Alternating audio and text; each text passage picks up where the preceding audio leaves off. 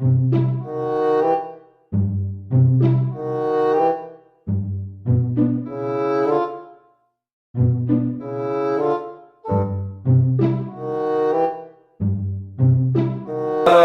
الامور يا برا. اهلا. كيف انتم طيبين؟ تمام. الحمد لله والله. يا مرة ده شنو ده؟ هو ده راقد يوم كامل هنا؟ يا اخي المثل بيقول لك ارجع سفينه ترجع عاطل يا اخي، ده عاطل يا اخي. قولوا شنو ده؟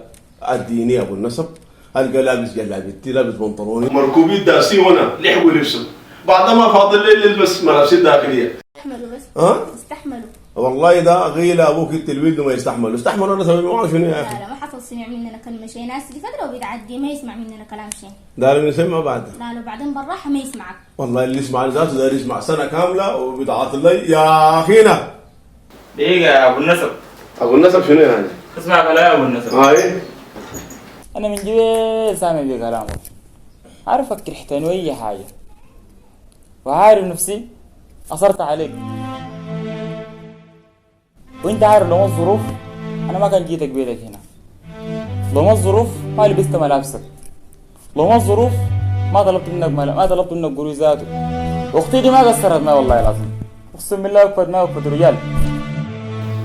وبعدين حس محمد صلى الله عليه وسلم على كرام الضيف عن أبو هريرة رضي الله عنه قال: من كان يؤمن بالله واليوم الآخر يكرم ضيفه. وأنا البيت ده هطلع، مش الغرفة دي أنا بخليها لك، أنا همشي يا أختي، الغرفة دي أنا هخليها. لا تعال يا امشي تعال دقيقه. بروف هاي يا اخي ازعج ما شويه يا اخي، نحتذر لك ان احنا يا اخي. امشي يا اخوي بنحتاج والله.